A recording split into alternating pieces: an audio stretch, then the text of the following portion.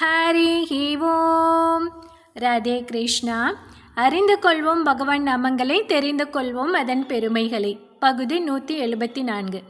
இந்த பகுதியில் 181வது திருநாமத்தை பார்க்க போகிறோம். இது விஷ்ணு சகஸ்ரநாமத்தின் 19வது ஸ்லோகத்தில் வருகிறது. ஸ்லோகம் 19. மகாபுத்திர் மகாவீர்யோ மகாசக்திர் மகாத்யுதிஹி அனிர்தேஷ்ய வபு ஸ்ரீமான் அமேயாத்மா மகாத்ரித்ருக்கு. 181. ஓம் அமேயாத்மனே நமக.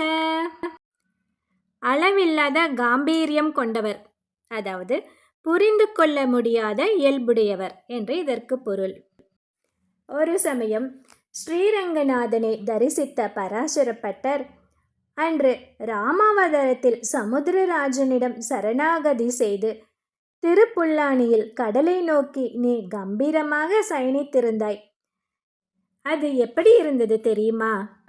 ஒரு கடல் மற்றொரு கடலை நோக்கி சயனித்திருந்தார் போல அமைந்திருந்தது. அந்த காட்சியின் அழகு அவ்வளவு அருமையாக இருந்தது. அந்த காட்சியை காலத்தால் பிற்பட்டவர்களான நாங்களும் காணும் வண்ணம் கடல் போன்ற காம்பீரியத்தோடு இன்று நீ திருவரங்கத்தில் சயனித்திருக்கிறாய் போலும் என்று கூறினார். அப்போது திருவரங்கநாதன் கேட்கிறான், திடீரென்று என்னை கடலோடு ஒப்பிடுகிறீர்களே என்று. ஆம், நீ கடலுக்கு சமமானவன் அல்லவா?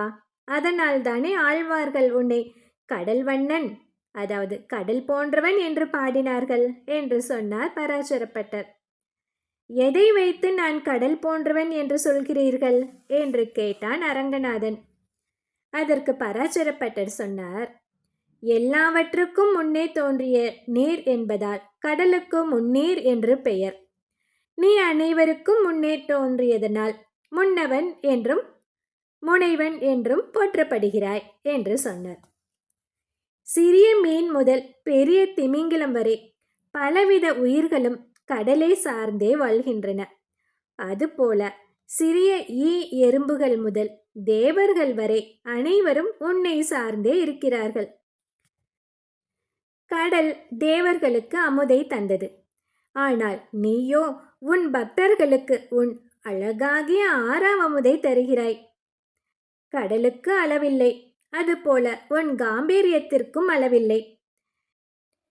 மேகம் மழை பொழிந்தால்தான் கடலுக்கு புதிதாக தண்ணீர் வர வேண்டும் என்ற அவசியமில்லை. அதே போலத்தான் நாங்கள் வஸ்திரங்களோ மாலைகளோ சமர்ப்பித்துதான் உனக்கு புதிதாக பெருமை ஏற்பட வேண்டும் என்றில்லை. இந்திரனுக்கு அஞ்சிய மைனாக மலைக்கு கடல்தான் புகலிடமாக இருந்தது. அதுபோன்றே பிறவி பெருங்கடலை கடக்கும் வழியறியாத அஞ்சும் எமக்கெல்லாம் அஞ்சேல் என்று புகலிடம் அளிப்பவனாக நீ இருக்கிறாயே. கடல் நீரை நேராக பருகினால் உப்பு கரிக்கும். அதுவே மேகத்தின் வாயிலாக மழையாக வரும்போது இனிக்கும். அதுபோலவே உன்னையும் நேரடியாக அனுபவிப்பதை விட ஆச்சாரியன் என்னும் மேகத்தின் மூலம் அனுபவித்தால் முழுமையான இனிமை கிடைக்கும். கடல் மதியை, அதாவது சந்திரனை கண்டால் மகிழ்ச்சியில் பொங்கும். நீ மதியுடைய ஞானிகளை கண்டால் மகிழ்ச்சியில் பொங்குகிறாய். கடலை எத்தனை தடவை பார்த்தாலும் அலுப்பே ஏற்படாதுதானே? அதுபோல நீயும் எப்பொழுதும் நாள், மாதம், ஆண்டு, ஊழிதோறும் அப்பொழுதைக்கு அப்பொழுது 6ஆம் அமுதமாக இருக்கிறாய். கடலை பல பேர் கடப்பார்கள். ஆனால் அவர்களுக்கு கடலின் ஆழம் தெரியுமா? தெரியாது.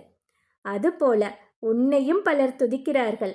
ஆனால் அவர்கள் யாருக்குமே உன் பெருமையின் எல்லை தெரியாதே. நல்ல கப்பல் கிடைத்தால் கடலை எளிதில் கடக்கலாம். அதுபோலத்தான் பக்தி என்னும் கப்பலை கொண்டு உன்னையே எளிதில் கடந்து விடலாம். கடலில் அலையோசை எப்போதும் கேட்டுக்கொண்டே இருக்கும்.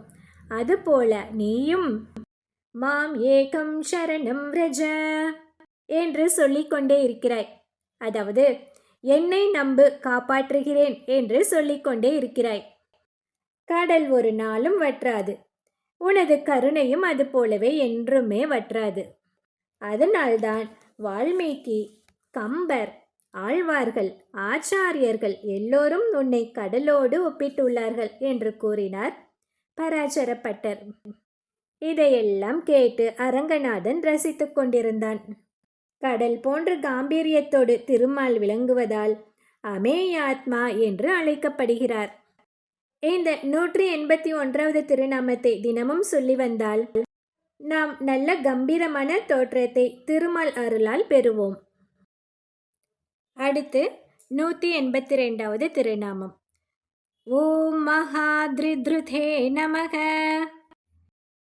தேவர்களும் அசுரர்களும் பார்க்கடலை கடைந்த போது அந்த கடலை கடைவதற்காக மந்தரமலையை யார் கொண்டு வந்தார்கள் என்பதை பற்றி அடுத்த பகுதியில் பார்க்கலாம்.